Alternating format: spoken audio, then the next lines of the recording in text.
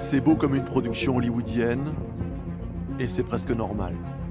James Cameron, le réalisateur américain, fait partie des conseillers de Planetary Resources, l'une des nombreuses compagnies lancées à l'assaut de l'espace depuis le Luxembourg.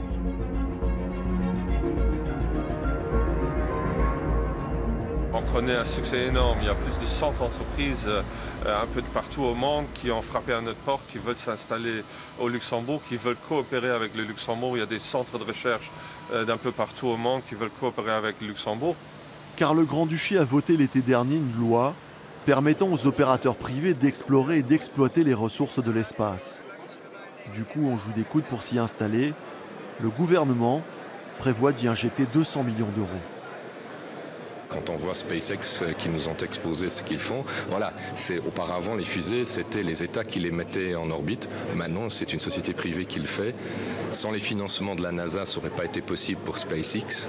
Maintenant, ils sont privés, ils se financent, ils sont un concurrent, un acteur privé.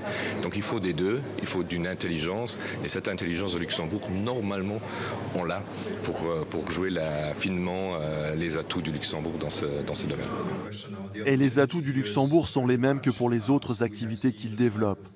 Une fiscalité attractive et la présence de nombreux fonds d'investissement, des atouts précieux face aux géants du secteur spatial, les États-Unis. Il y a des choses qui fonctionnent aux États-Unis, je crois qu'il faut être honnête sur la question. L'accès au financement, par exemple, est plus simple avec des fonds d'investissement beaucoup plus gros qu'en Europe, et c'est quelque chose sur lequel on peut travailler, mais il y a aussi des choses qui fonctionnent très bien en Europe. Je crois qu'il faut être fier de ce que l'Europe a accompli jusqu'à présent.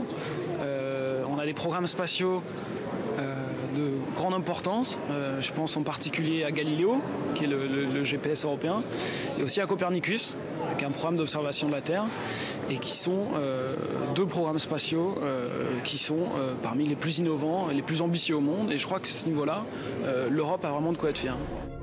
L'objectif à court terme de ces nouvelles compagnies privées de l'espace, envoyer par elles-mêmes des satellites afin d'évaluer les ressources minières disponibles. Mais seules 2 d'entre elles l'ont déjà fait, avec des résultats mitigés.